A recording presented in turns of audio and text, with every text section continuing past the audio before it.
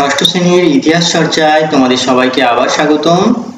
আমরা আগের ক্লাসে শিখেছি কিভাবে মানুষ শিকারী জীবন থেকে ধীরে ধীরে চাষবাস ও পশুপালন শুরু করলো, কিভাবে গড়ে উঠলো প্রথম গ্রাম এবং কিভাবে জীবন ধীরে ধীরে পরিবর্তন হতে লাগলো। আজ আমরা জানবো সেই সময়কার কিছু নিদর্শন সম্পর্কে, যেমন সেই সময়কার ঘরবাড়ি কেমন ছিল তাদের খাবার ও বাসস্থানের ধরন, এবং কিভাবে সভ্যতা ধীরে ধীরে বিকাশ লাভ করলো। চলো শুরু করা যাক। প্রাচীন এক স্থায়ী বসতির নমুনা তোমাদের শোনাবো, যা মেহেরগড় নামে পরিচিত। একটি অত্যন্ত গুরুত্বপূর্ণ প্রাচীন স্থান হলো মেহেরগড়।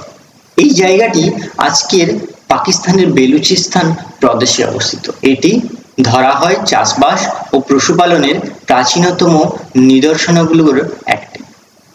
এখানে প্রত্নতাত্ত্বিকেরা অনেক কিছু আবিষ্কার করেছেন: গম ও যবের দানা, ছাগল ও গরুর হাড়, বাসনপত্রের টুকরো, কাঁচা মাটির বাড়ি। এই জায়গা থেকেই আমরা বুঝতে পারি মানুষ চাষের জন্য উপযুক্ত জায়গায় থাকতে শিখেছিল। সেই সময়ের গৃহ নির্মাণগুলি কেমন ছিল বলি শোনো। মেহেরগড়ের মানুষরা কেমন বাড়িতে থাকতো? তাদের ঘর সাধারণত কাঁচা মাটি দিয়ে তৈরি ছিল। কিছু ঘরে একাধিক কক্ষ ছিল। দেওয়াল তৈরি করা হতো ইট বা মাটির ধাপ দিয়ে। ঘরের ছাদ ছিল খড় বা কাঠ দিয়ে বানানো। ঘরের পাশে ছিল শস্য মজুদ রাখার গুদাম। এগুলিই ছিল একেবারে বাস্তব জীবনের প্রয়োজন মেটানোর মতোই ঘর। আজকের আধুনিক দিনের বাড়ি থেকে খুবই কিন্তু আলাদা, কিন্তু তাতে ছিল বাঁচার মতো সব ব্যবস্থা। এবারে একটা হেডিং করো, প্রাচীন বাসনপত্র খাদ্যাভ্যাস। কিভাবে মানুষেরা খাওয়া দাওয়া করত? তারা বাসনপত্র কিন্তু মাটি দিয়ে বানাতো। প্রথমে হাতে গড়া বাসন ছিল, পরে চাকার সাহায্যে মৃৎপাত্র তৈরি শুরু হলো। এই পাত্রে তারা জল রাখতো, শস্য মজুত করে রাখতো আর রান্না করতো। তাদের খাদ্য তালিকায় কি কি ছিল না, গম, যব, ডাল, পশুর দুধ ও মাংস আর মাছ। তাদের খাদ্যাভ্যাস নির্ভর করত সেই অঞ্চলের ওপর। যেখানে গম বা যব বেশি ফলে তারা সেটাই খেত, মানে যখন যেটা যেখানে যা ফলতো সেটার উপরে কিন্তু।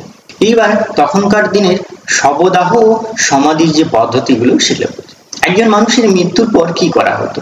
মেহেরগড় ও অন্যান্য অঞ্চলে মানুষ মৃতদেহ কবর দিত। তারা বিশ্বাস করত মৃত্যু মানেই সব শেষ নয়, মৃত্যু মানুষকে এক নতুন জীবনের জন্য প্রস্তুত করা হতো।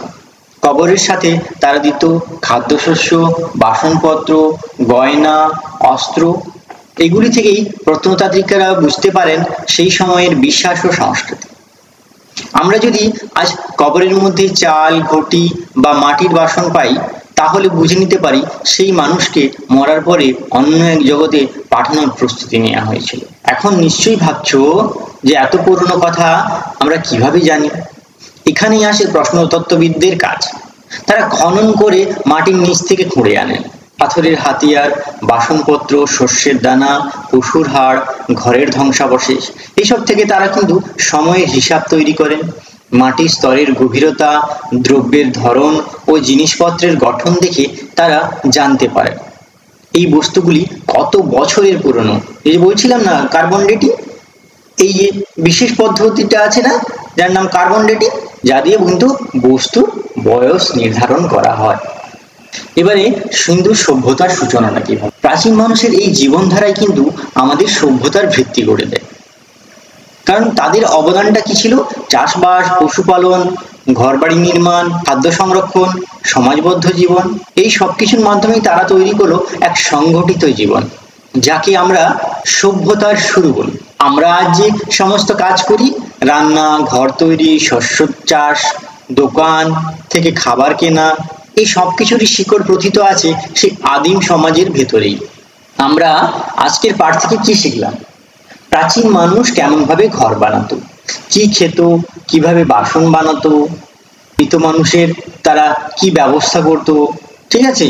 প্রত্নতত্ত্ববিদেরা কিভাবে ইতিহাস খুঁজে পান।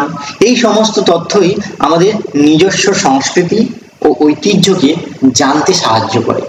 এই ইতিহাস জানা মানে নিজের শিকড় জানার মতো। তাহলে আজ এই পর্যন্ত, দেখা হচ্ছে পরবর্তী ক্লাসে।